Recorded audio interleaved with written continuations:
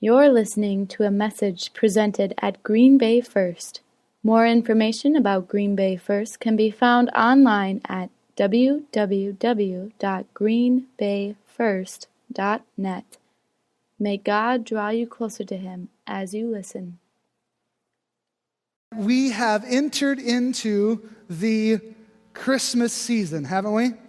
And if you didn't know that already, we told you because we put 56 Christmas trees up. Did you see them? All right, so we got a lot of Christmas trees, just so you know that it's a Christmas season. We got lights, we got the nativity scene, we got stuff like that, so you know. But you knew that the Christmas season was coming because retailers and stuff like that, they've been telling you since like August, right?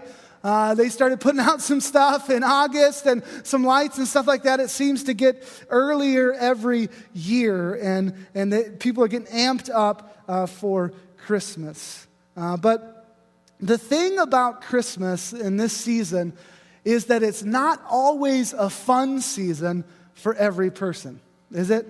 It's just not always a fun season for every person.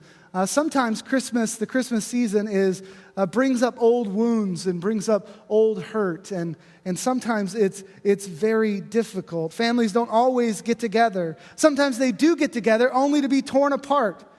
Sometimes there's tragedy, messed up relationships, geography that just gets in the way. But even without all that stuff, I think if you were honest, you'd say that every Christmas you get all amped up and have all these expectations only to be let down on the other side. You get the Christmas blues or the Christmas hangover or whatever you want to call it. And it's because this season more than any other carries with it these unrealistic expectations. And sooner or later, those unrealistic expectations slam into reality.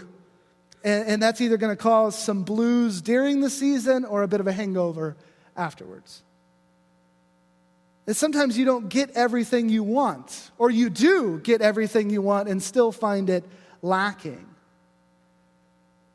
But that's not what you're being told right now, is it?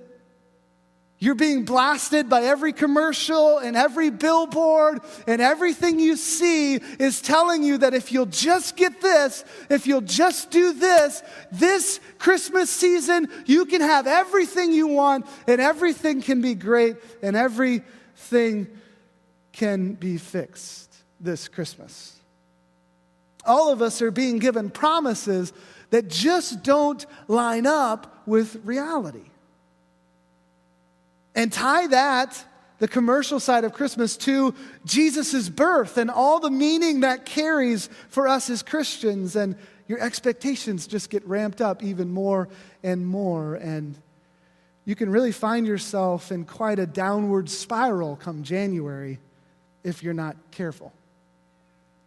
But really it's all about perspective and expectations. So here's what I want you to hear as we get started today. Christmas, this season, the lights, the presents, the trees, and all that's fun about this season are a shadow, not the substance. They're just a shadow. It's not the substance. You can't get your arms around a shadow.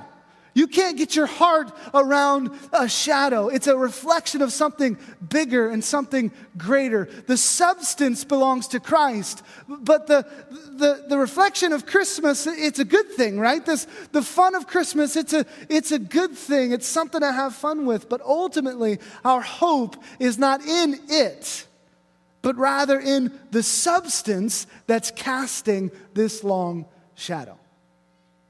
And so I want to talk to you over the next few weeks about the substance.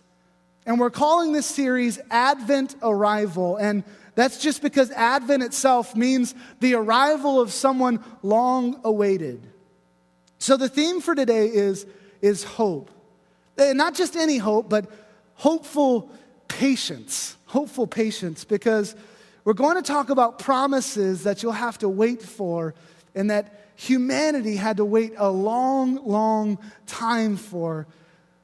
So let me try to talk to you about something that's nearly impossible to talk to you about in a crowd in 2015.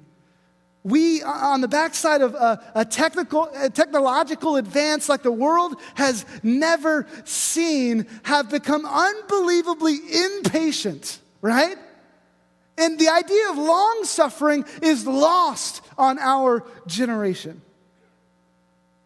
Regardless of if you're older or younger than me, if you're alive right now, you live in a world unlike the worlds ever before it. I'll unpack it like this. I'm 30. I know because I don't have much hair and a thick beard, I look like I'm 45. But I'm actually 30, okay? So I'm not old and I'm not like super, super young. Of course, some of you are like, yeah, you are, you young whippersnapper, all right? But I'm kind of in the middle. One of my staff members constantly tells me I'm middle-aged. I don't think that's right, all right? I haven't got there yet, but that's what she says. All right, you know who it is. But here's what I can tell you. I'm 30, but when I was a kid, if you wanted to go to the movies, you had to look it up in the newspaper. The Times up in the newspaper. Do you guys know what a newspaper is?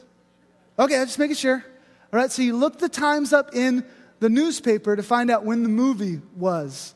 Now, some of you got like a more of a story than that. You're like, newspaper, that was invented after my time, right?